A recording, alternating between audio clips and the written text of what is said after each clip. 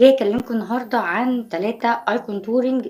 ال3 concealer طبي، ال3 فيهم ingredients بتساعد على إن منطقة تحت العين دي ما يكونش فيها انتفاخات، وبتهدّي الالتهابات اللي موجودة تحت العين. حلوة أوي للmakeup النهاري وكمان الmakeup الليلي، لإن كمية الingredients المرطبة فيهم هايلة الصراحة.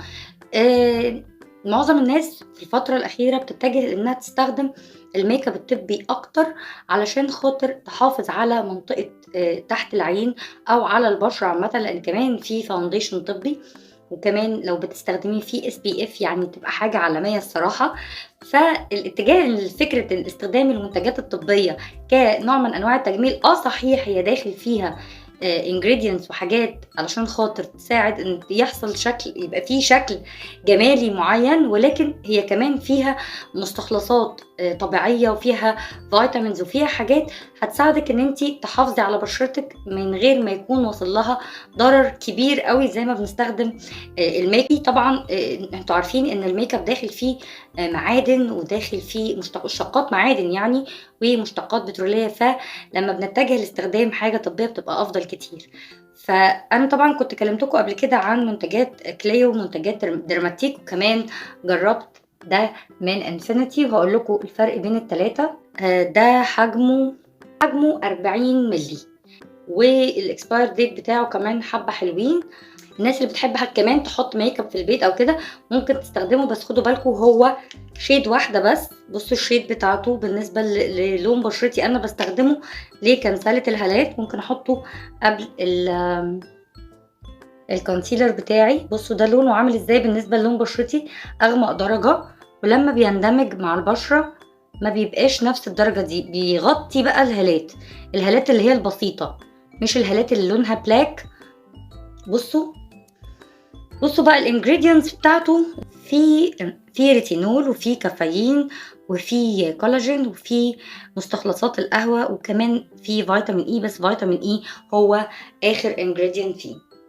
وده معناه ان هو فيه طبعا كمية حاجات كفاية، الريتينول بس والكافيين وكمان مستخلصات القهوة، فهو الانجريدينتس فيه حلو قوي، وهو مرطب قوي للبشرة. يعني لما تحطيه على بشرتك مش هتحسي انك حاطة حاجة. الملمس بتاعه بصوا كمان درجته بعد ما اندمجت خالص مع البشرة كأنك مش حاطة حاجة. هو هيكفر الهالات، وكمان هيبقى مرطب هايل لمنطقة العين. ده مش هيخلينا نستغنى طبعا عن كريم العين، ولكن انا بقول كميك اب، احنا بنبدل الميك اب العادي بميك اب طبي. فده تجربتي مع انفينيتي، وهو كان في اوفر نازل باي 1 جيت 1 على اوفر، وانا اخدتهم الاثنين بسعر اقل من سعر الواحد بس. بكود الخصم بتاعي هسيبهولكوا في الديسكريبشن بوكس، وهسيب لكم كمان اللينك بتاع الويب سايت. ده من كليو، وده برضو كان باي 1 جيت 1 من على نفس الويب سايت. يعني حتى لو ما لقيتوهوش على الويب سايت بتاع كليو هتلاقوه على الويب سايت ده، لان هو الاوفرز بتاعته طول السنه.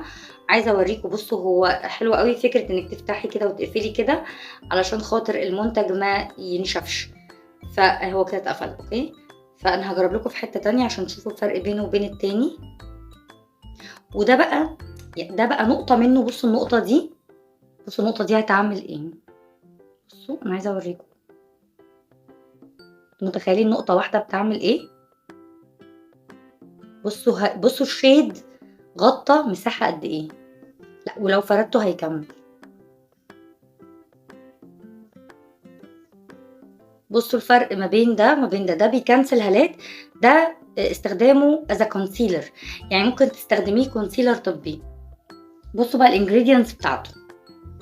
اول انجريدينتس فيه الكافيين، تاني واحد الريتينول، فيتامين سي، فيتامين اي، تشي باتر، جليسرين، وفي كمان الالوفيرا اكستراكت اللي هي مستخلصات الالوفيرا، في هيالورونيك اسيد، وفي كولاجين ونايسناميد، مستخلصات الخيار، وفي كمان روز هيب اويل، والافوكادو اويل، وجرين تي اكستراكت اللي هي مستخلصات شجرة الشاي.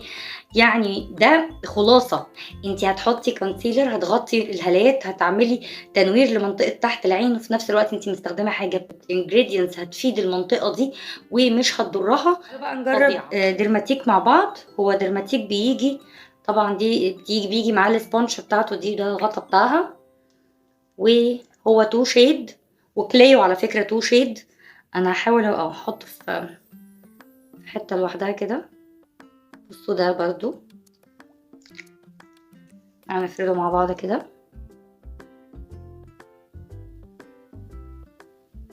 بصوا غطى مساحة قد ايه، اندمج بسهولة جدا على البشرة ومش مخطط ولا اي حاجة.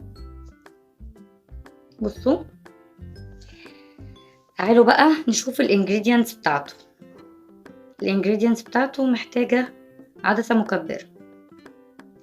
بصوا هو ده فيه برضو كافيين رقم 1، فيه هيالورونيك اسيد وفيه نياسيناميد وفيه مستخلصات شجرة الشاي وفيه فيتامين اي وفيه جليسرين. دي الانجريدينتس بتاعته عينيكي شكله ناتشورال قوي، وكمان الانجريدينتس بتاعته حلوة قوي.